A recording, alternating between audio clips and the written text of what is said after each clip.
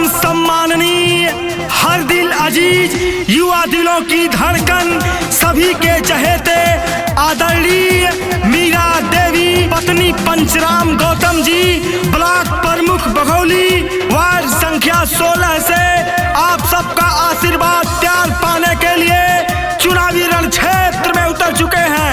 आप सबसे विनम्र निवेदन है, भैया पंचराम गौतम जी को भारी से भारी मतों से विजयी बनाएं। घर घर में इन्हीं का है नाराजी, सबका बनेंगे यही सहारा जी।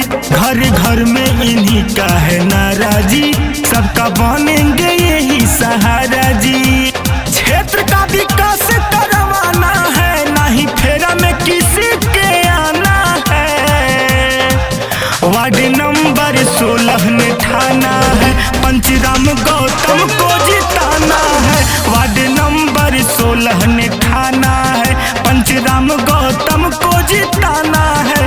वार्ड नंबर 16 ने ठाना है। भारतीय जनता पार्टी जिंदाबाद जिंदाबाद जिंदाबाद, राकेश सिंह बघेल जिंदाबाद जिंदाबाद जिंदाबाद, जय चौबे जिंदाबाद जिंदाबाद जिंदाबाद, प्रवीण शाह जिंदाबाद जिंदाबाद जिंदाबाद, योगी मोदी जिंदाबाद जिंदाबाद जिंदाबाद, बद्री प्रसाद यादव जिंदाबाद जिंदाबाद जिंदाबाद। जनता में पंचराम जी सबके चहेते हैं, नेता नहीं है कोई, आप ही के बेटे हैं। जनता में पंचराम जी सबके चहेते हैं, नेता नहीं है कोई, आप ही के बेटे हैं। जीत रहे हैं पंचराम, यही बात सबको बताना है।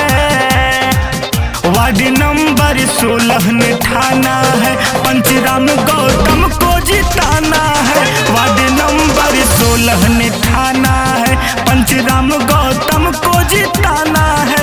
वार्ड नंबर 16 ने ठाना है। पंचराम गौतम जिंदाबाद जिंदाबाद जिंदाबाद, पंचराम गौतम जिंदाबाद जिंदाबाद जिंदाबाद, मीरा देवी जिंदाबाद जिंदाबाद जिंदाबाद, मीरा देवी जिंदाबाद जिंदाबाद जिंदाबाद, पंचराम गौतम जिंदाबाद जिंदाबाद जिंदाबाद, पंचराम गौतम जिंदाबाद जिंदाबाद जिंदाबाद। वादा किए हैं जो वादा करके निभाएंगे, क्षेत्र में विकास किए गंगा बहाएंगे।